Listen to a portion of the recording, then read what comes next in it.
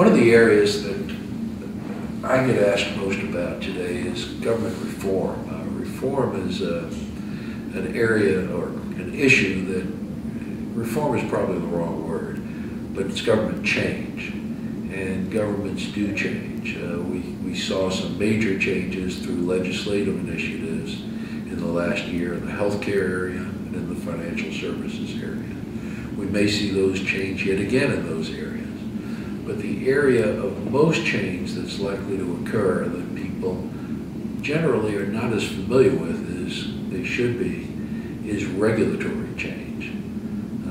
The rulemaking powers of our federal agencies on interpreting statutes that in many instances are quite broad and sometimes even vague in their breadth give enormous power to regulatory and non-regulatory agencies, whether it's the Department of Labor, whether it's the Environmental Protection Agency, whether it's the Department of Energy, whether it's the Department of Agriculture. And we are seeing more and more of the decisions being made not in the legislature, but in the executive branch agencies. And if people don't understand the opportunities and the dangers to their own circumstances that flow from ongoing regulatory change, they're going to be blindsided sooner or later. And more often than not, it's not going to be to their benefit, but to their detriment.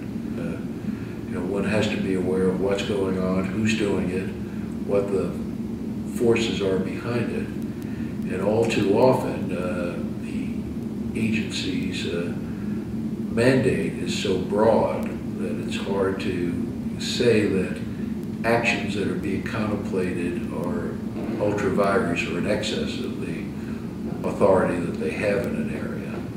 And when that occurs, one has to be very, very attentive to know what's going on and who's making these decisions. I venture to say many of the people who are listening to this video today have never heard of OIRA. It's the Office of Information and Regulatory Affairs.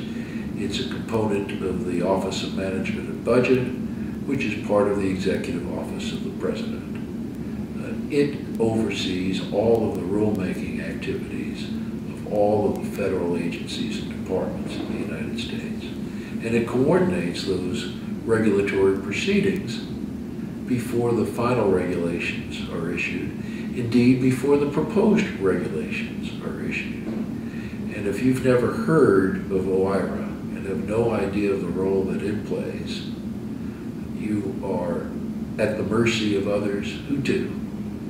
And so as we see more and more issues being unable to be resolved in the legislative arena, it is natural for people to try to resolve them in the regulatory arena, where authority purportedly or actually already exists.